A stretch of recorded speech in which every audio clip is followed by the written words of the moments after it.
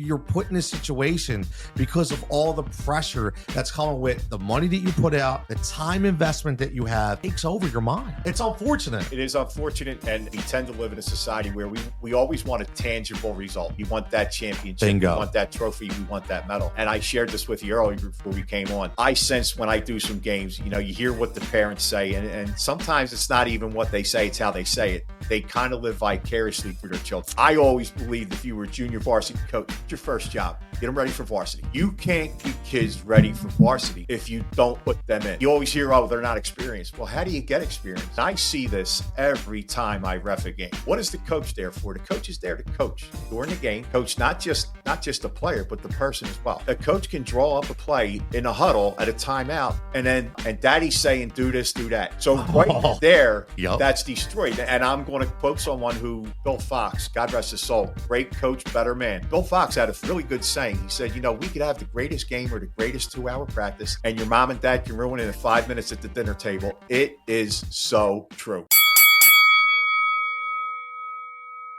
Welcome in, everybody, to this week's episode of Fighting for Overtime. I'm your host, Coach Tony, and this is going to be great, man. Like, we just went from having my daughter, which is a very emotional episode, to having my 7th grade teacher. Like, hold on, this is fun. I'm going to make you laugh, Mr. Odes. I'm going to make you laugh because I got to put this in perspective. Number one, as a coach, you always have people that you look up to, people that have made a point in your life. You were my first male teacher at a time where there wasn't male teachers. And I remember vividly that, number one, you were a male teacher, but the first teacher I ever heard curse. But it was hilarious. So I'll never forget it. At the school, you were standing in front of the room. Somebody had thrown an egg or a rock or something at the window because they didn't like that we had a male teacher. And you were just like, son of a bitch. You people didn't hear that. You were red. It was the icebreaker, though. From that point on, I'm like, yo, I like this dude. Wait, he was at gold medal and everything. It was just the coolest teacher at that time in your 7th grade. And it was a lot of, and no disrespect, but a lot of older women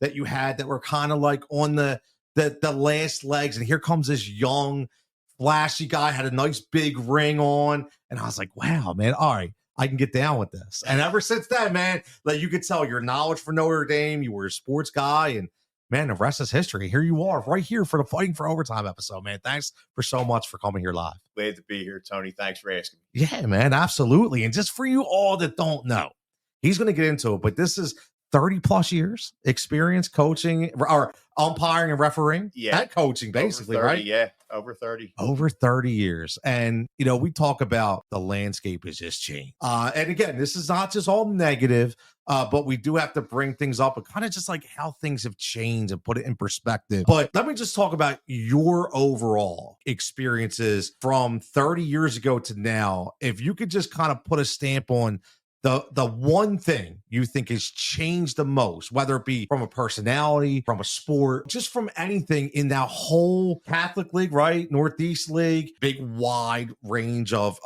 personalities. What do you think has changed the most? Yeah, as far as something that's not real positive, I think there's much more of a win at all cost culture. And it doesn't have to be that way. It's funny. We say, I have a basketball game tonight. I have a baseball game over the weekend. People forget that it is a game. And if you listen to somebody say, hey, I got a game usually indicates that you're supposed to have fun. And I see, unfortunately, and it's not all the time, but I see it a lot where I don't see the fun being had by the kids like I used to. Yep. And again, I want to emphasize that that's not everyone. Right.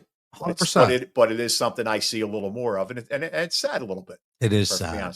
It is sad. And we talked about this. You talked about specifically the amount of kids that used to be playing the intramural sports and the rec league sports. And now everybody is a travel player. Everybody gets pushed into travel. So I'm thinking, see if you agree. I feel like that is one of the reasons why the fun element has gone, because now it went from having fun with your friends and going to a game, one practice a week, a game on the weekends, and then you get to hang out to hitting coach, pitching coach, 4-night training, $3,000 travel weekends, right? So sometimes I think that's why these kids aren't having fun. I don't think I could have said it better. That's so true. The local club organizations having 20 or 30 teams are long gone.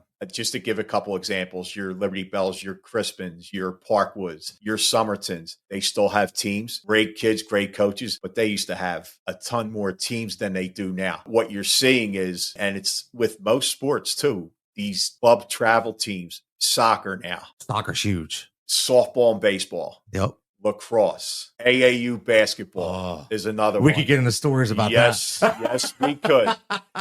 Not one of my favorites, Yeah. but anyway. And I think you're saying, you hit the nail on the head when you said you don't see the kids having fun. It's supposed to be fun with your friends. It's not like that anymore. Really, I'm 59 years old. When I was a kid, we played at Roosevelt. There were a ton of teams. You don't see that anymore, though. And it's kind of sad. It is sad because I remember I would go from sport to sport to sport. Like I would play my baseball for 3 months, and then I would go to basketball, and then I would go to soccer. You know, I played for Wiss AC or Wissonoming, right? I was like, got a hat, socks, got a shirt, right? I was good to go. Now, forget that just, it doesn't exist. And I think that's why this goes a little further into it, but people talk about the injuries to a lot of the younger athletes. I say that's because they're playing triple the amount of time.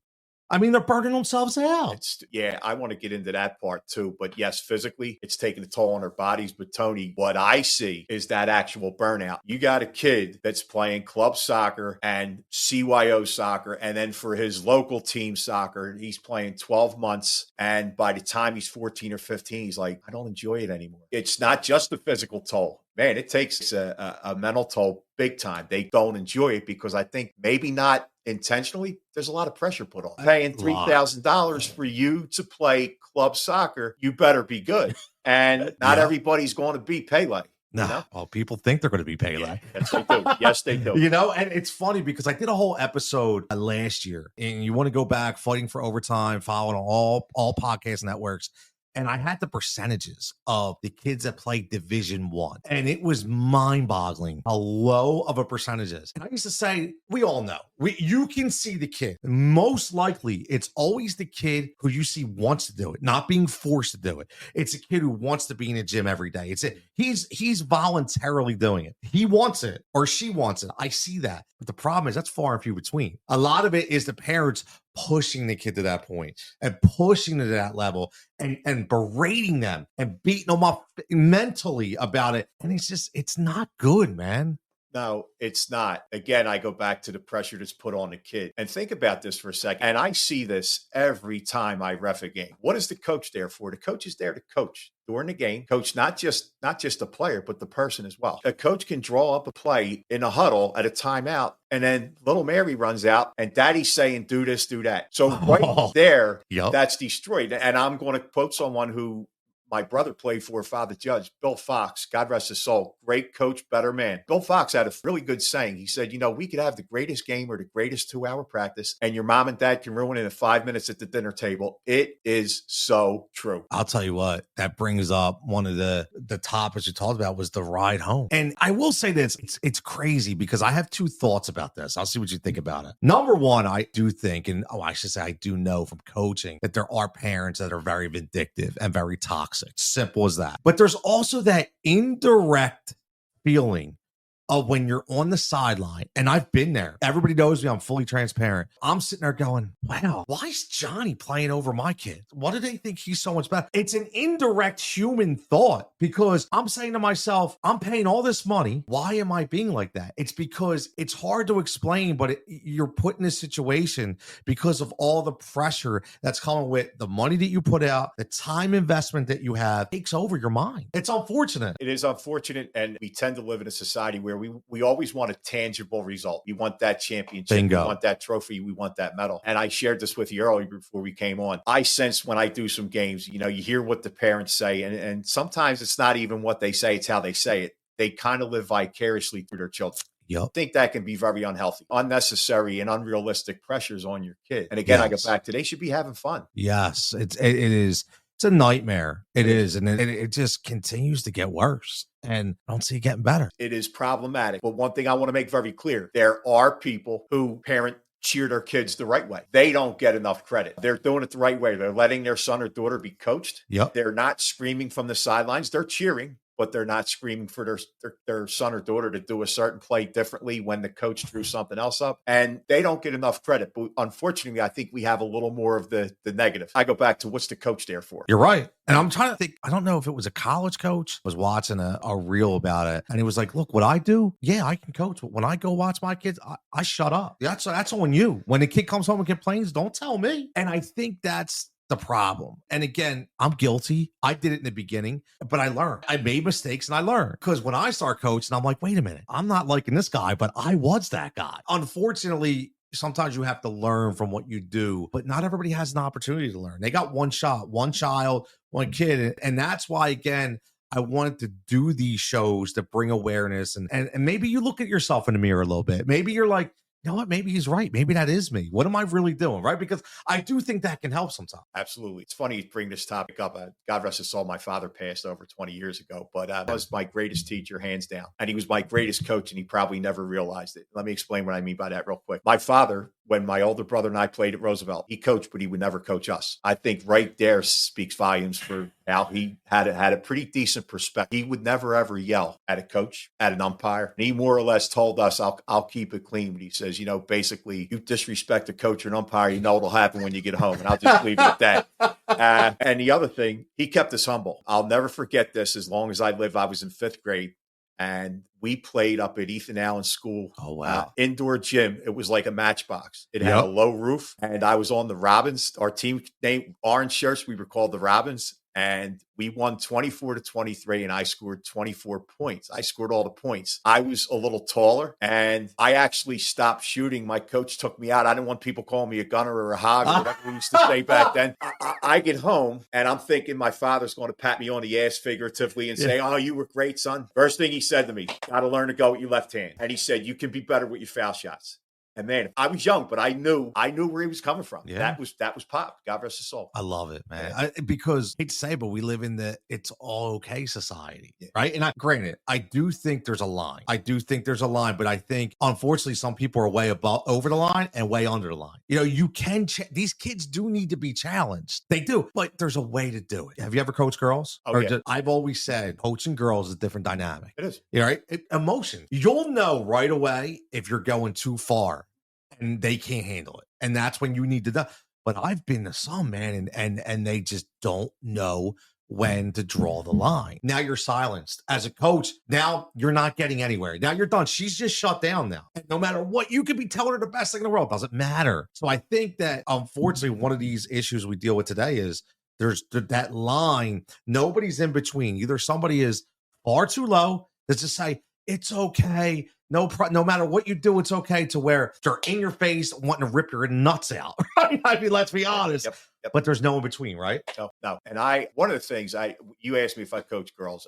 I had 3 years, and they were great years when I was at Archbishop Bryan. And I was the vice principal at the time. I coached JV girls softball. Andy Hafel, God rest his soul, dear friend of mine. He was the varsity coach. Wonderful man, great coach, better person, like I said about Coach Fox. He didn't have to tell me who to play, how much to play them. I always believed if you were a junior varsity coach, what's your first job? Get them ready for varsity. You can't get kids ready for varsity if you don't put them in, okay? Some kids are better than others. Thank you. But how do you always hear, oh, they're not experienced. Well, how do you get experience? What's a major leaguer? A major leaguer is a rookie that somebody gave an opportunity to. Point. And that's so true. And I enjoyed it. The only reason I gave it up is because I went back to school.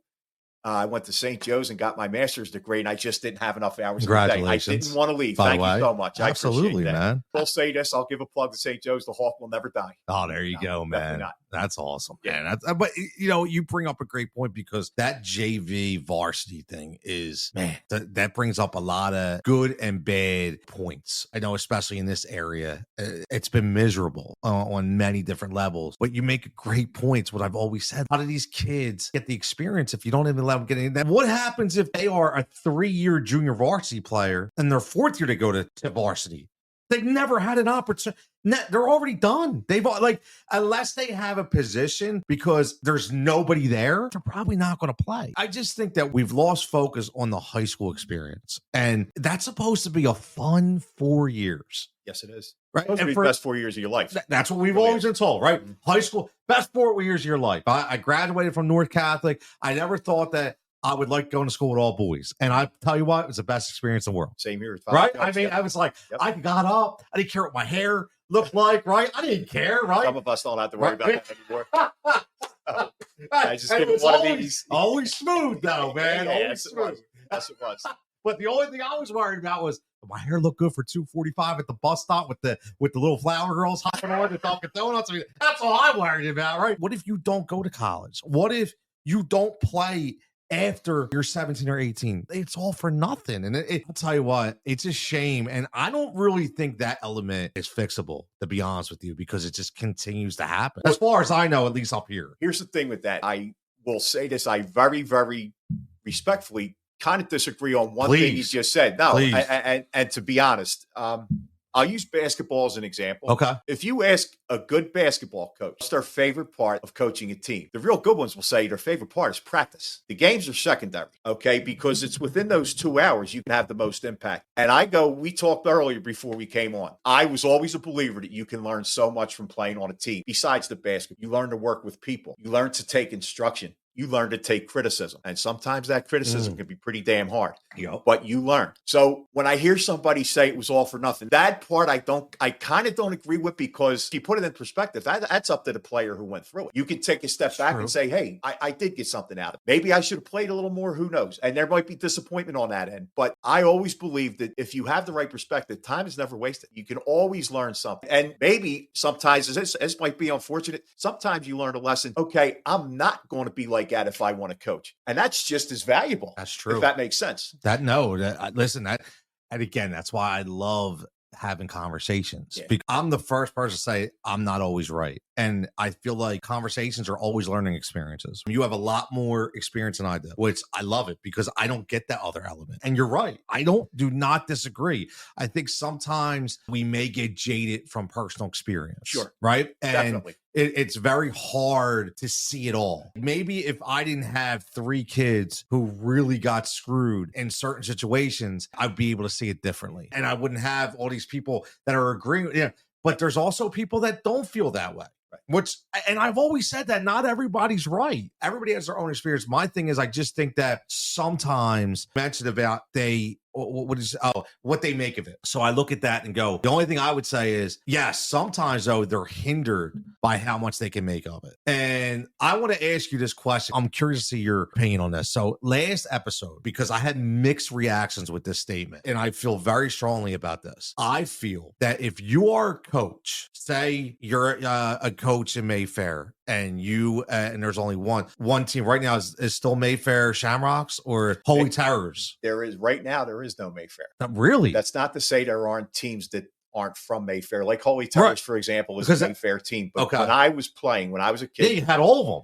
We were just talking about, right? Mayfair Shamrocks, Mayfair Red Devils, Mayfair Monarchs, Mayfair AC. And that was baseball, soccer, basketball. You could conceivably play 4 different Mayfair teams in 4 weekends. And now they're not. Now they're not there. No, not at all. Not even close. Let's say it's Holy Terrors, okay? And there was one team for Holy Terrors is all they had. You were the coach. So at baseball, so you coach these kids for the last 4, highly involved. Now you go and become the varsity coach for, would you say it's Father Judge? Where like Holy Terrors, they go with Father Judge? I know it's like a mix, but yeah, it's open enrollment now. But I would say the majority of kids would probably go to Father Judge. So you get the job at Father Judge, your head baseball coach. Okay, I disagree with, and this is my logic. So my point is, you have a group of players that come out for tryouts. So you have player A, we'll just call A is John. So John comes out, John's played for you. You've watched John play. He has a shitty tryout. Terrible. Indirectly, the psyche, and tell me if I'm wrong, will say, you know what, man, John's just having a bad day. I've watched John. No, that's not him. Just a bad day for John. Now you have Michael, player B, who you don't know, who's from up here. Terrible tryout. Does he get that same benefit? No. Probably not. Right? I'm not saying it's right or wrong, and I'm not saying every coach will be like that, but I just think the human mind, the way it works, there's no way you're not going to say, I know John was all right. I don't know if Michael's tested. I've never watched Michael play. So push comes to shove, who's getting the job? Johnny. Yeah. And I think, unfortunately, Michael could be but he doesn't have that opportunity. Right. And that's why I don't think I'm a huge advocate for coaches. If you coach in a community, you shouldn't be afforded the opportunity to be a coach in that central location, only because I don't think it's fair. I don't know what you think about that. And again, disagree, agree. Just I'm curious what your points are. I don't know if I agree or disagree. And what I mean It's tough. What I mean by that is every coach is different. Yes. You would think, you mentioned the player from up here who might not be from the Father Judge area. You would think if tryouts are held, and tryouts are fair. In other words, kids go through the same drills, same batting sequences. They hit live pitching, or they hit off the machine, hit off the tee. They do the same outfield and infield drill. You'd think you'd see something in the kid from up here that says, hey, wait a minute. I think a natural reaction is something you hit the nail on the head. A natural reaction is go with what you're familiar with. Right. And that's a human reaction. Right, We're not saying it's right or wrong. Right, 100%. But it's go with what you're familiar with, go with who you're familiar with. But you make a good point, though. Yeah. If you are a very good coach, a fundamentally sound coach, you can look at footwork. You can look at mobility. You can be like, all right, he may not have hit a ball, but his stance is correct. You could tell this kid's trained. Unfortunately, I feel like it doesn't always happen that way. Again, right or wrong, that's just the way I feel about it. No, there's some credence to that, because you see and you hear a lot where, the team's already picked. Some kids may really not get a fair shot. I happen to, if I can use a personal example, where I work at now, Bishop Eustace, they have a nationally renowned baseball coach, Sam Tropiano. I think it was last year before, won National Coach of the Year. He really, really has a knack with baseball, obviously. A super, super person. He also teaches at the school. He is someone I would want my son to play for, because in the short time I've known him, I get the sense that he cares about the person as well as the player. And I think we lose that sometimes till we get that. We want the end result. We want the win. We want the trophy. We want the medal. And we forget about the person's character and building them as a man or a woman. Me, that's the coach's biggest role, is building that person, whether it be male or female, to get to that next level of adulthood. I mean, these are preteens. For my coaches from 8 years old. And I feel like they all taught me something. My old coach, Mr. Cliver, who I still taught to this day, I'll never forget it. He coached me in basketball. And one of the biggest lessons he taught me was the value of money. Bought these junker cars, like literally. I mean, he paid $50 for a car. And he would say, you know what? I want the biggest car I can find. He's like, because I want to be able to take my basketball teams to practice. We would meet with sports club. We'd all barrel in these cars. They were hanging on with Band-Aids. Good old days. Right. And he would drive it for 2 years and be like, I got my money's worth. Let me get another one. And I was like, wow, he's really stretching it. But I remember that to this day. And I say that because that's what you're really learning as a player from a coach. Yes, some coaches have undeniable fundamental instincts and can teach you so much, but I think it's the life lessons that you really learn the most. I not agree more. And if I can piggyback on what you just said, which I 1,000% agree with. One of the things I say to my students at Bishop Eustace, I'm blessed because I work with every kid in the school and I work with every teacher. I set up service programs. And one of the things I try to knock home with them is this. It's like, okay, for example, the seniors, their visit, they do about 6 visits a quarter. Okay. Their visit's supposed to be an hour and a half to 2 hours. And I try to tell them it's not the hour and a half or 2 hours that matters. It's what you do in that hour and a half or 2 hours. Parlay that to sports. What are you doing in those 2 hours in practice? If I can give you a quick example of one of my kids' service. One girl goes to a nursing home and she paints the nails of an elderly lady and does her hair and she plays card games with her. Now, if you don't know the dynamic of a service program, you're like, what the hell is she getting credit for painting a woman's nails? Lady might not see another human being other than her medical staff, the doctors and the nurses. Yep. They think that's the greatest thing in the world. That's service with a capital S. It's what you do in that 2 hours. So getting back to you mentioning, you get something out of it. If you work your ass off for 2 hours and you never play a minute, I don't care what anybody says, you get something out of that because you're going to learn. You're going to learn to work with people. Like I said earlier, you're going to learn to take criticism. You're going to learn to take a compliment. You're going to learn how to adjust on the fly. Those are life skills. Those are stuff beyond basketball and baseball. And you can never, ever, that never, ever goes to waste. No, you're right, man. The nursing home thing is powerful, man. Yeah. Like it is. And I don't think people realize that. No. You hit the nail on the head. I mean, my grandmother was in a nursing home when I was in second grade teacher, Mrs. Bello. It's crazy. I remember my second. Ain't that crazy? Yeah. Mrs. Bello getting a shot. I don't even know if she's alive. But I remember my grandma, my mom's mom was in a nursing home on Roosevelt Boulevard. Right next to the car wash, Roosevelt Ron in a Boulevard. There was a nursing home there. And I remember, like, even as a second grader, seeing, we would always go to see my nanny, but people never got visits. People that just like there was nobody ever there for them. And my mom is one of the nicest people in the world. Does stuff for everybody, and she would always make sure like did anybody come see you today? So like if we got flowers from that, she got 3 flowers and that meant it could have been a $5 flower for what doesn't matter. It was the thought that you actually gave them 5 minutes, and that's huge. Tony, it's funny you mentioned that because just today, and I think I shared this earlier with you before I came on, I visited the junior religion classes at Bishop Eustace because they start their senior services a little different. Like I mentioned, it goes by not just hours, but by visits. Okay. And I said basically the same exact thing to them. I said, that might not seem like anything significant to you, but it means the world to them. And again, I go back to it's what they did in that hour and a half or 2 hours. You gave that person. And I said that exact same thing. A lot of them are so old, they don't have family. So they're not getting visitors. You might be the only person they see. And they look forward to that. And they light up, man. Yeah, absolutely. They light up. I always remember that. I always remember that episode. I was a Full House watcher back in the day, and I remember with DJ. I forget the guy's name, but it was Grady from Sanford and Son, right? And she bailed him out of the nursing home, and like he thought it was the best thing in the world. He wasn't supposed to be gone, but he was like, I ain't been outside in 10 years, right? But it was just like that's how happy they are to be able to somebody to give them the time of day, man. Like it's crazy. It's powerful. That's the word. I think we're gonna call this episode powerful because it is. And then I get talking to my man, Mr. Odes, my 7th grade teacher, man. This is awesome. It comes full circle. But let's get into some referees, some umpire story because I sent you an article. And just so everybody knows, I want to read it because I think this was pretty powerful.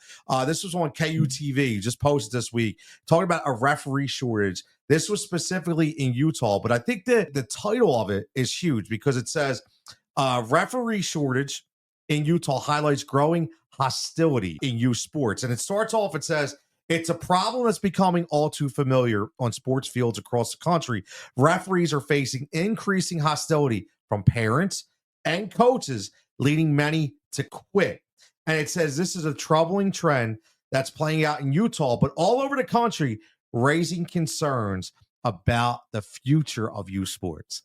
Hostility. So if I had to ask you just right off the bat, the hostility that an umpire or a referee faces, even at a youth sports level, is it to a point where we can't even imagine? It's getting there, and it's getting there. Unfortunately, it's getting there pretty quickly. I think one of the biggest things that parents, coaches, players, spectators forget is before I put the striped shirt on in the basketball game, I'm a human being, and we're flawed as humans. We learn that. We learn that from our teachers. We will make mistakes. We'll make them every day. The hope is that you get better and you learn from them. Sometimes they don't give us that chance. They think we missed a call or something like that, and they go berserk. They go bananas, and they're embarrassing their kids sometimes. Oh man, and yeah, it can get pretty intense, pretty crazy. It's hard for me to not admit. I mean, I one of those coaches, and it was something I had to work on. Like I literally thrown out of a lot of games as a soccer coach to the point where I was definitely labeled. And it got to a point where, my radio nickname was Jigsaw. So shout out Sean Brace for giving that to me. But it's because I'm a very in-your-face personality. And I'm very passionate. And when I say my kids, it's all my kids. And all that hard work that you talked about, like you would learn in practice, I hate it for the fact that these kids, a call would go wrong. And I know nobody's perfect, but it would affect them so much. And it would make me nuts. But then I grew to this. I also had to look and be like, damn, what am I showing them? Like at the same time where I'm going nuts on the sideline and they're getting a kick out of it, it's really not teaching them the right way either. Right? So it's teaching them that they can go out there and they can disrespect the umpire or the referee. And a lot of times I'd be like, yo, that's my job. Shut up, let me do that. Yeah. Not to say that's right, right? But I will. I'm going to give myself a pound of back because I remember my last 2 years of coaching. It took me this long. My last 2 years of coaching, I didn't get one card. And they literally, I got a call from the ICSL director, was like, were you at all the games this year? I'm like, yeah, what? They're like, we never heard your name one time. I'm like, I learned. Took me a long time, 2 years in a row. So, but I think that was the biggest thing is, like I said, looking at how I'm being perceived now and when I'm teaching these kids, I'm coaching because I'm not teaching them the right thing. It's modeling behavior. Yeah. And we talk about that in education. We talk about that in everyday life, not just sports. Little Johnny or little Mary see mommy and daddy, the coach, and they look up to them and they think that's the right thing to do, and it's not. And unfortunately, again, you're seeing that more and more. I also go back to something I said about the good coaches will tell you their favorite part of coaching is practice. If you coach right in practice, you don't have to be very animated during the game. If you really think about it. Yes. If you really think about it. Not all, but I think some coaches actually believe that they got to raise their hands, they got to walk the sideline, and they got to scream because they think that's part of coaching. I'm not saying there's never a point where you raise your voice, or give instructions or anything like that. That's unrealistic. But they think they got to do it all the time, and that's just not it. It's not the case. Where were you like 15 years ago? Because I needed this, right? Because but it's so I talk about this because it's like self-evaluation, right? Because that was me. But again, with the 2 years not getting thrown out, I learned how to not be as boisterous, and just let them make mistakes. Teachable moments when they came to the sideline, and people be like, dude, are you okay? I'm like, what? They're like, we don't even hear you. I'm like, you know what? I got to learn. I don't need to be like that right now. Like, I need these kids to learn. And when they come in, I'll tell them what they do wrong, but I don't need to be that way anymore. So I listen, I think you're spot on with that, because my one buddy would always tell me, he would show up at a game as a coach and he had a lawn chair and he would just sit there. He would sit down, he'd put his sunglasses on, and people would be like, what are you doing? He's like, letting them play. He's like, I would never say a word. Wouldn't say a word. I'd watch them play, make the substitutions, but you would never hear me. He's like, because I told them if they can't transfer 2 weeks worth of practice into this game, maybe they should be out there anyway. And I'm like, wow, it's pretty point. Right? I would have never. I should have learned from that, but I didn't. That's what happens when you're hard-headed Italian, right? I think this stat was pretty powerful. It says the young umpires that come in right now, it says we lose about 70% of what we train every year. And I look at that. No, 70%. That's that's money, that's resources, that's time allocation. And you think it's just because they're getting berated so much, they're like, wait, man, I don't need this. That's a big part of it. What you're seeing now, and I speak to I'll talk about basketball and baseball real quick. With basketball, yeah, sure. Dear friend of mine, Don Comiskey, is one of my signers for Suburban 1. Okay. Conference your kids go to school in. Not yet. Yeah. And we talk about sometimes how we're top heavy in age. In other words, I'm 59. I got people pretty significantly older than me, late 60s, that are still doing a great job. Still doing it. We have some below me, but then we have that giant gap. There's no young people coming in. And I think, for the lack of a better word, with all due respect, I think the bullshit they see, I'm not getting yelled at, I'm not getting screamed at. And I can understand that. We're human. Okay. I think it's smart for a referee to almost expect some things during the game, because it's just reality. Right. And I think that can help you a little bit. But some of the stuff, when it becomes abusive, when it becomes personal, there's no place for that. And I think that's where we're going with this. Like, even with this article, there's a quote says, a dad and his son were physically assaulted after a slow pitch game in a parking lot. When asked how many times police have been called, he responded, 3 too many. Here's the thing, and I don't know if you've ever seen this or witnessed it, but all my years, even as crazy as I was, and even if I got thrown out, and even if I was berating somebody, and at the end, I always apologized. I always at least was like, look, man, it got the better of me. Yeah, I still think you were wrong, but I still acted ridiculous. But now we're going to, like, I remember as a team that, just from a coach, that I had parents from another team following, not the parents, my kids, and berating my kids in the parking lot, grown adults. And I'm like, guys, what are we doing? I mean, is this commonplace now? Unfortunately, it's getting there. It is.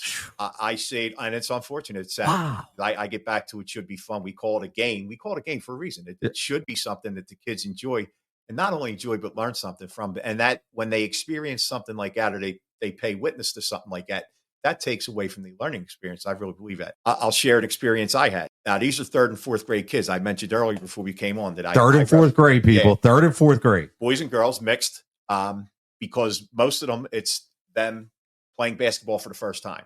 And I was at a local school, and I mentioned to you that we only have one ref because these are little kids. And I do it a little differently.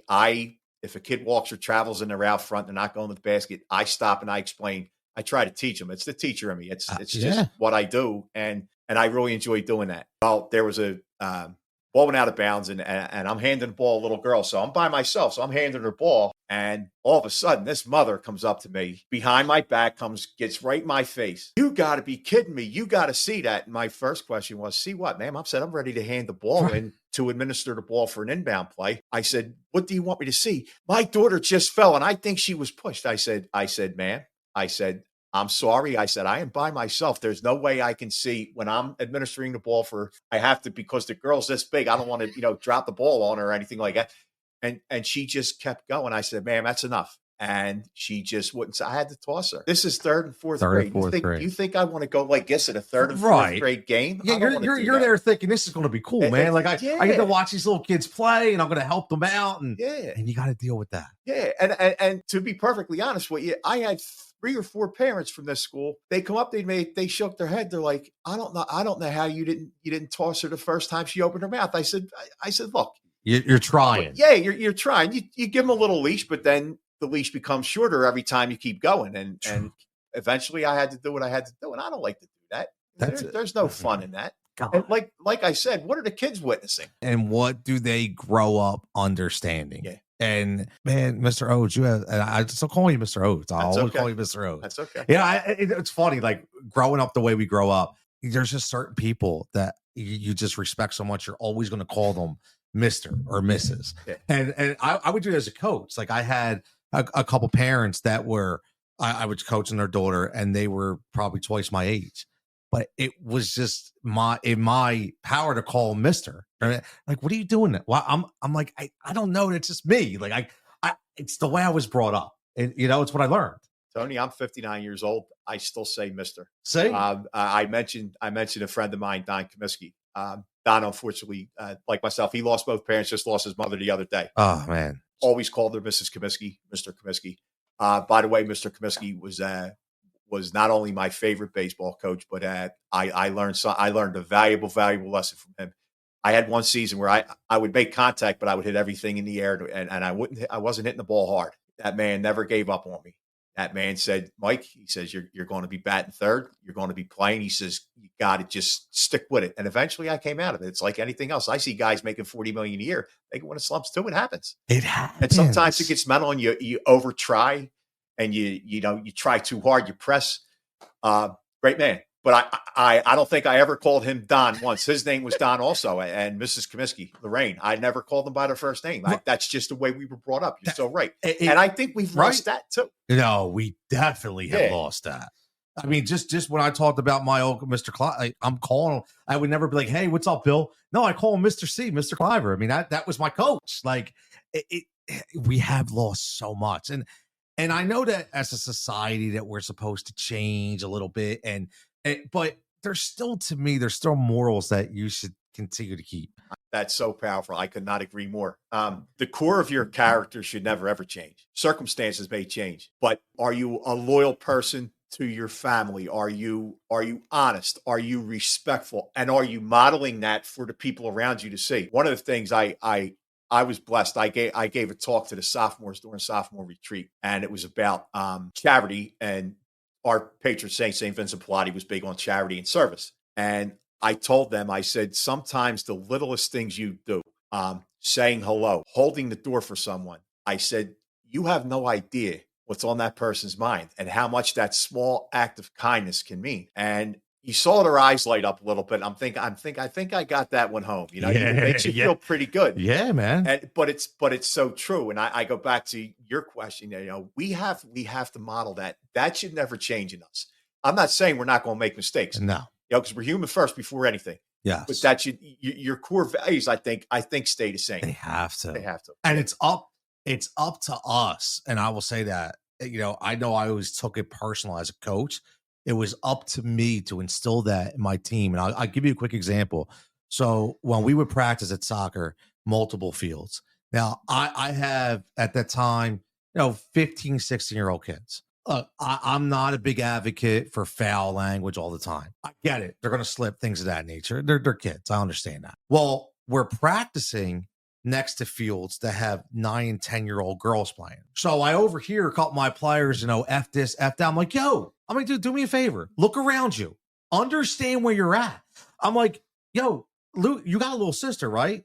He's like, yeah, okay, look over there. Do you think they need to hear that? Let's be understanding where we're at.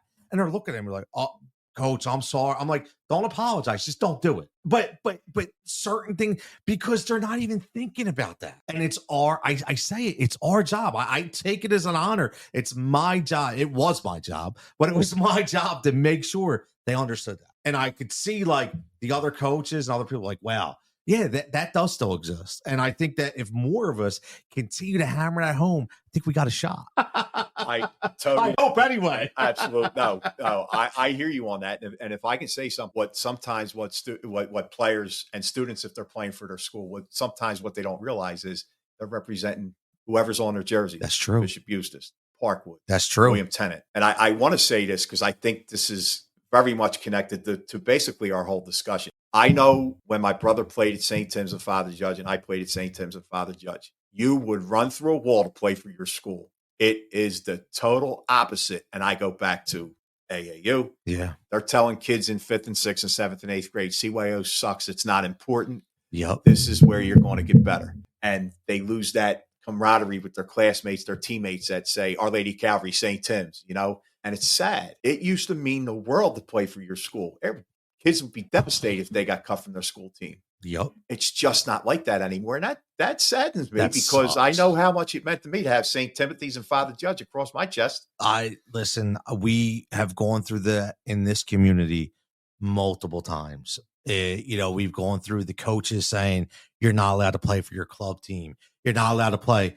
And if you do, guess what? You're not playing. I mean, I've witnessed kids at Tennant were benched their senior year because they decided that they wanted to play with their friends. They weren't allowed. And you know what the sad part is? That it was accepted by the school. And I never understood that. Like, and it really started to make me think. I mean, it didn't happen to me personally, but these are just stories that told me. I started thinking, like, what kind of society are we living in? Like, what? Because I would always hear the word, and this would crawl up my spine: program. For the program. What about for the individual? How about for the kid? We're always thinking about the program, but that's again trophies and medals. And what about the kid? What about the experience? And so now you're telling him that he can't play with his friends because you need him for the program. And if he does, you're going to bench him?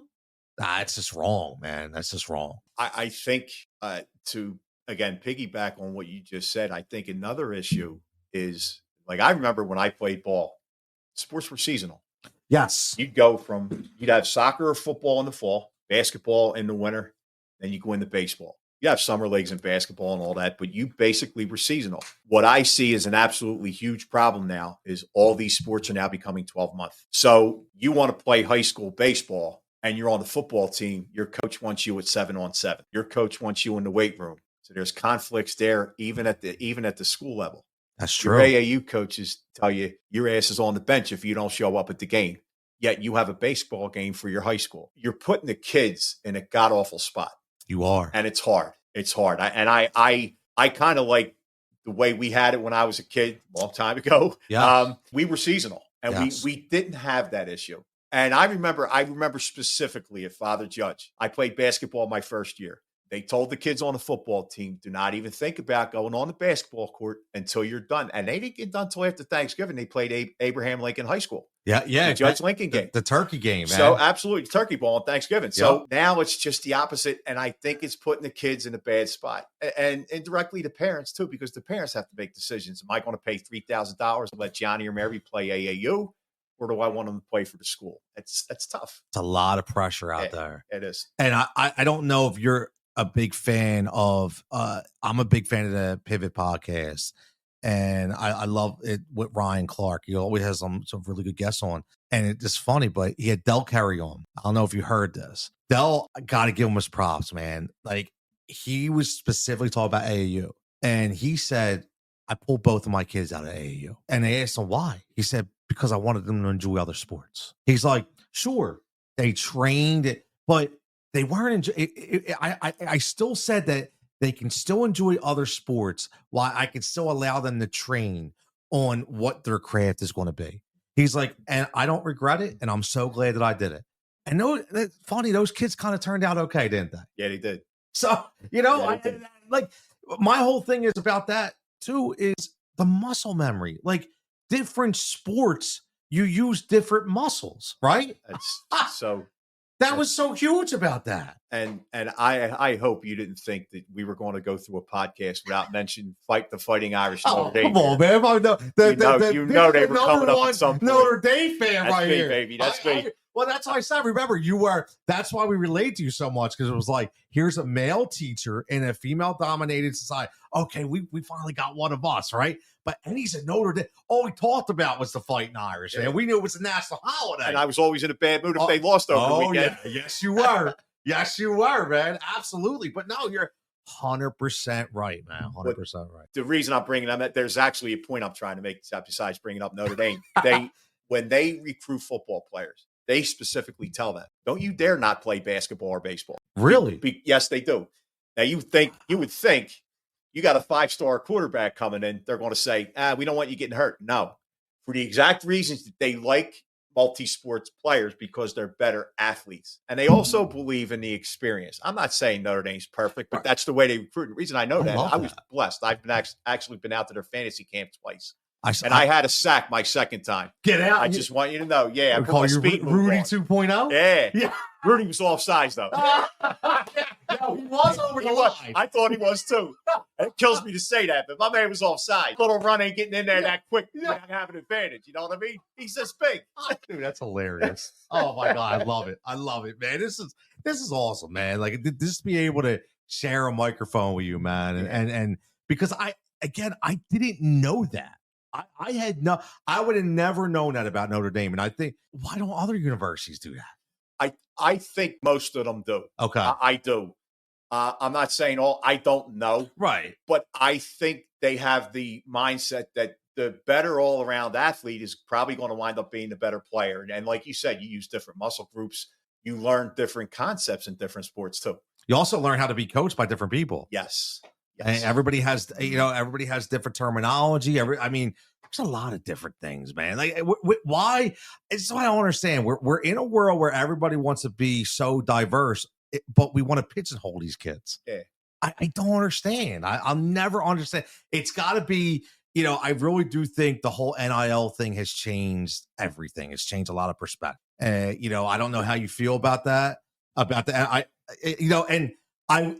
me say, because I know we would be here all night. The only thing I will say about the NIL is I was always a huge advocate of college players getting paid, but within reason. And the only reason why I always said that was I know how much it takes for a college athlete to be an athlete, and they don't have time to do much. And the university is profiting off of them. However, all I ever said was, look, give them the money they need to eat, to sleep, to be. But now we're talking million. This is going to a different dynamic that I don't even know if everybody even thought about, and it's coming to a head, man. It's really becoming a problem. It is, and with the NIL, and I also think I'll get to the transfer portal in a minute. That's a nightmare too. Kids can just decide up and say, okay, they've been to 4 schools in 4 years. I've always believed if if an athlete wants to take a girl out on a date, he should have enough money in his pocket to take her to a movie and take her get a bite to eat. Yes. If he wants to go get a cheeseburger with a couple of his teammates, he should have that. I always thought the best way to do it would be like a stipend kind of thing.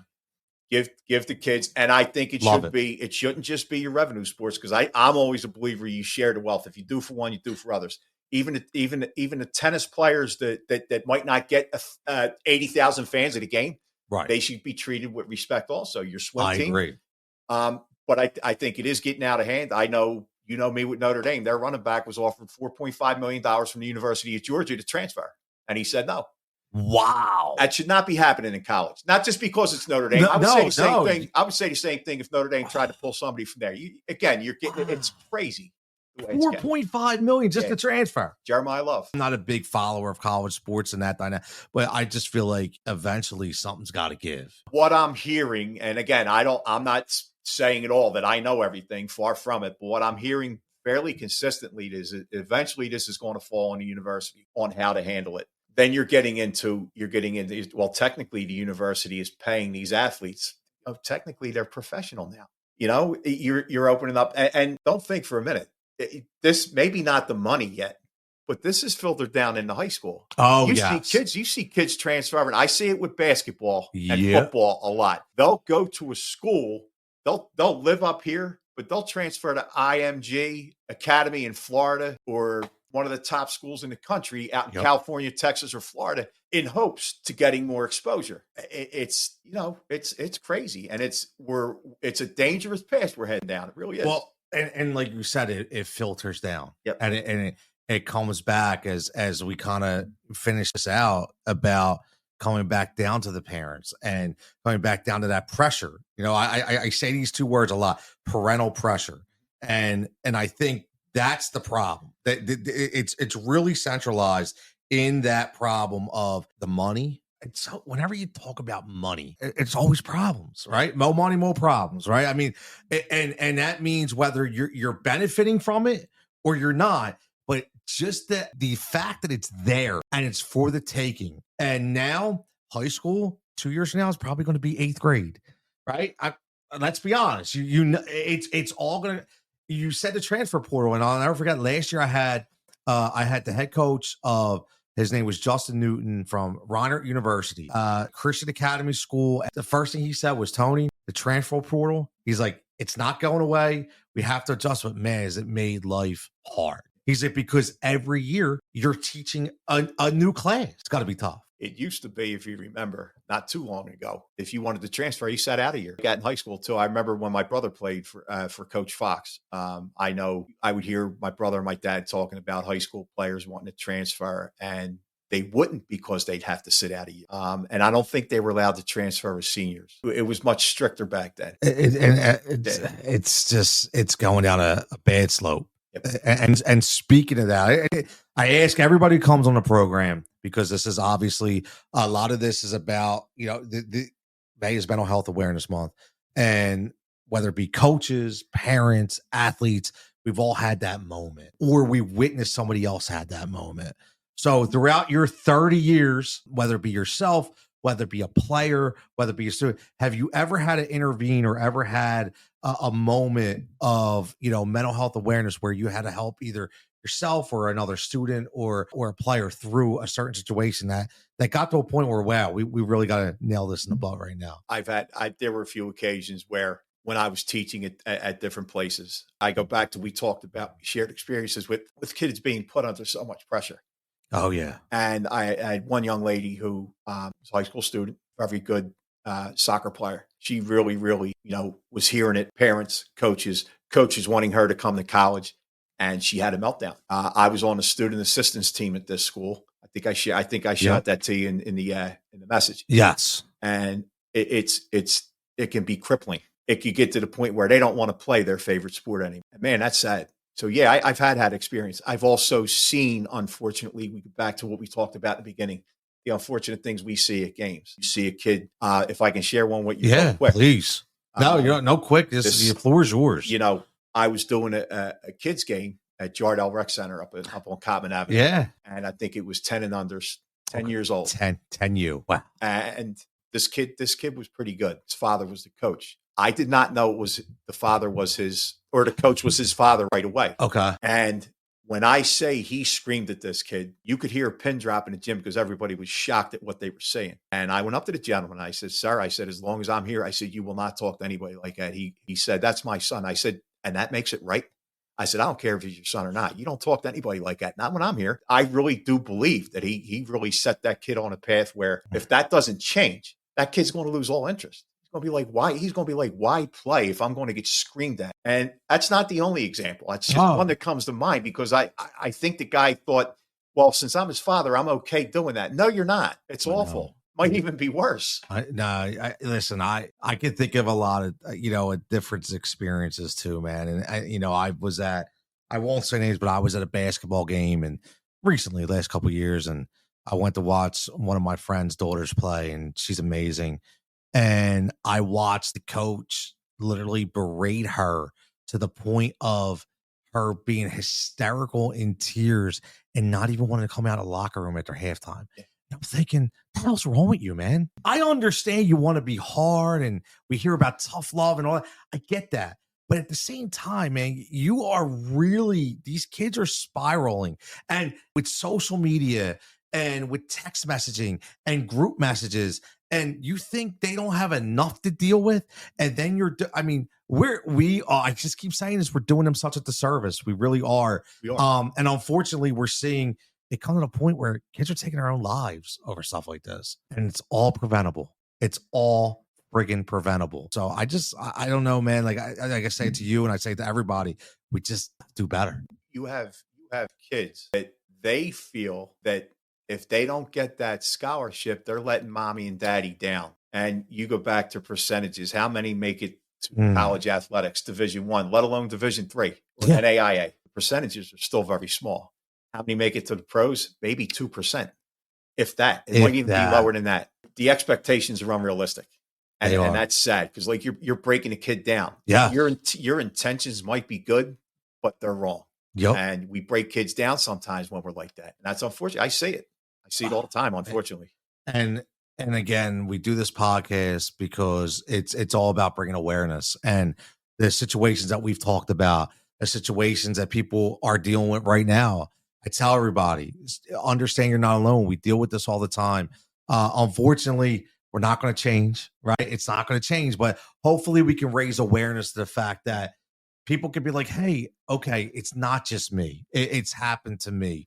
But I before we go, you do so much. Honestly, I know we talked about it, but we got to give you your flowers, man, because, you are huge in a youth community. Not only are you, you're doing refereeing and you're doing umpiring, right? But speak about what you're doing, what we were talking about earlier with the youth. Where was it? What school? It was mainly at Archbishop Bryan. I was on the student assistance team. Right. Yes. What we would do, I'll keep it. No, obviously no names or anything. Yeah, absolutely. Just kind of, what the whole intentions are. It was more social intervention in a sense that it wasn't just a kid who was struggling academically or had an issue with a coach or anything like that. There was some pretty serious stuff that we dealt with, and stuff that would break your heart. I'm a grown man. I'm 59 years old now. There were times when, as soon as the student left, I cried like a baby. I'm like, what the hell are these kids dealing with? It breaks your heart. It kills you. Yep. And you're watching them suffer. And, you do everything you can. You want to do more, and sometimes you can't. I'll never forget that time because I worked with some really wonderful people at Ryan that were on the students assistance team. Some awesome teachers up there. And I know we did right by a lot of kids. One of the things we dealt with was, and this was almost every month because Ryan used to have dances. Sometimes, and this is no secret. I think virtually all high school kids at some point, they like to take a little beer or whatever they drink. Yeah. Thank God I was never like that. Yeah, me neither. I don't know what you're talking about. No, I know.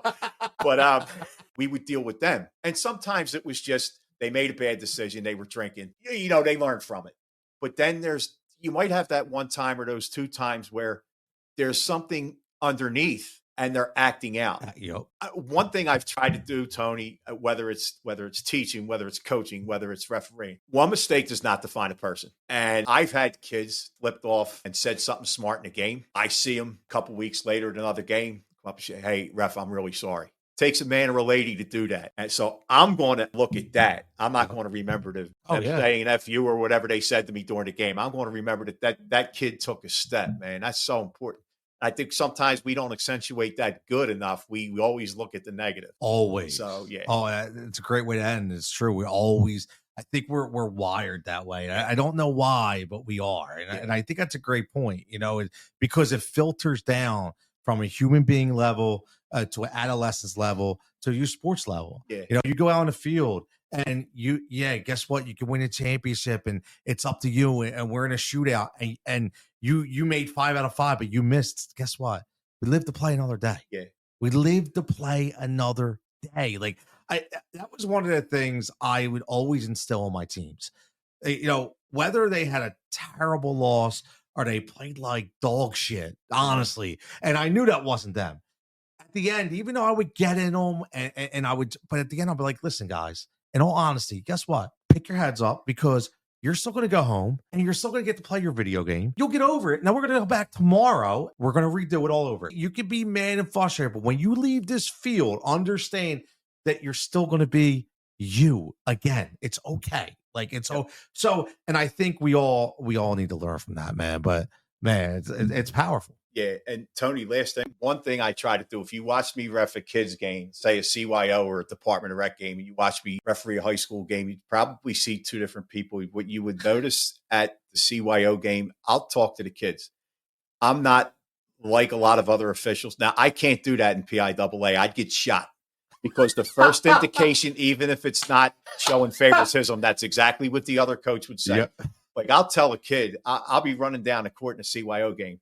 Kid will miss a shot. I'll say, shoot or shoot. I said, you got to keep shooting. I said, hang in there. Nobody hears me. I do that for a reason. And I go back to what we talked about. They're hearing, come on, you got to make that. They're hearing such bullshit from the stands, maybe from their coaches sometimes. Yeah. And I just feel like there's times you can't do that, but there are times that you can.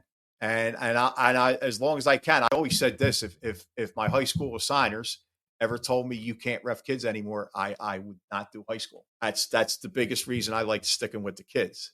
It's not the money. Believe me, it's not.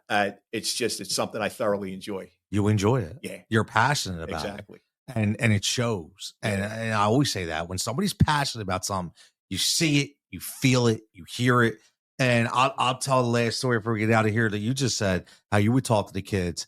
A lot of people knew me as a coach. They would always say, man, coach is really mean because I would get into some of my kids. When they would do things to me that were uncharacteristic, I'm like, you're better than that, man. Like I knew I could bring more out of them, but I'll never forget that one of the teams, and I'll leave names out of it, that we were playing, their goalie was unbelievable. This goal, we tried like hell to get something past this kid. And it literally was a 0-0 tie and went to a shootout. And this kid stopped everything. And then the final shot we shot, the kid slipped and it went in. And his coach, you would have thought that this kid just lost the Super Bowl. Nothing was ever said to him about how awesome he was. He was berating this kid. And I was like, wow. Me being me, I run out there. I don't even say nothing to the coach. I run right to the kid. I say, yo, come here, man. I said, I don't know what he's telling you right now, but guess what? I've never had a goalie stop all of my kids. You are the first one in 3 years that's never not allowed a shot in. I said, I know what happened. I watched you. I said, you thought one way, you slipped, and that's the only reason why he scored. You would have saved that with ease. So just do me a favor. Don't worry about that. Yeah. I said, you played a hell of a game today. And he was like, coach, I really appreciate that. I was like, I'm just telling you, man. Like, yes, it's our job to do that, man. Like that kid, I could tell was going to leave, and his weekend would have been ruined. His weekend would have been ruined, and maybe even longer. I just want to say that I can have a lingering effect, and not a good one. No, and that's what we're doing. But man, this has been great, man. Listen, I thoroughly enjoyed this. I don't think this is going to be the last time, by the way. Well, hey, anytime you want. Man, this has been awesome, man. If we could get, it's like anything else. If we could get one or two people that maybe they take something from this and say, hey, they will. Tony or Mike made a good point. Then you know what? It was worth it. Yes, but it was worth seeing you, my brother. Yeah, you too, man. And again, and this is like I said this in the beginning, and I'll say it again. You along your journey as an athlete, you meet people that you gravitate towards, that leave an impeccable image on you. And you were my 7th grade teacher. And this is why social media is great. I honestly, who knows? We wouldn't stay in contact if it was for social media. Probably not. But that's the right way to use social media. Exactly. That's why I always say, like, that's what social media is good for, right? Yep. We get to keep up on these events. And I'm not the only one. You keep up on all your past students. Yeah. I watch, I know. And I had so many people reach out to me like, bro, I can't wait to listen, man. I can't believe Mr. Odes is going to be on the show. Like, that is what you've done, and that's what I know. I feel I've done when the kids talk about me as a coach. So absolutely. But I want to thank you for everything that you do and you've done for my me. Pleasure. And as always, man, it's the Fighting for Overtime podcast. Again, any social format, any platform, subscribe. Let you know whether you think I suck or you think I'm good. It doesn't matter. You definitely don't. We do our best. But listen, tune in next time because I got a lot of good guests coming on. We're going to have the assistant head coach for football, my man Billy Seitzer from Father Judge, coming on to talk about. Friend of mine. Right, great guy. Yes, he is. Right? Yes, he is. Did a lot of stuff when he was at Frankfurt for them kids that people don't even know about. He had them Friday nights playing games in the locking them in the locker room and locking them in so they could be pizzas. safe. Yep. Yes, I donated pizzas one time. See, yep, and they're the stories that people don't get, man. And I love so that's coming up. We got a lot of good things coming up, but man, as always, man, everybody stay safe, stay healthy. Thanks for tuning in. And again, just remember, we're not going to change youth sports today, but it's all about memories and moments. And I always say, if we can just raise awareness, we're doing a good job. So everybody have a good night, and we'll tune in next time. See you next episode. Fighting for Overtime is a Rise and React media production. If you're looking to start a podcast, if you're looking to get some direction, hit us up, let us know. We'll help you out there as well. Again, for everybody, enjoy your time, memories and moments, and keep fighting that fight. Continue to fight in overtime to make your kid have the best experience that they can have when it comes to playing youth sports.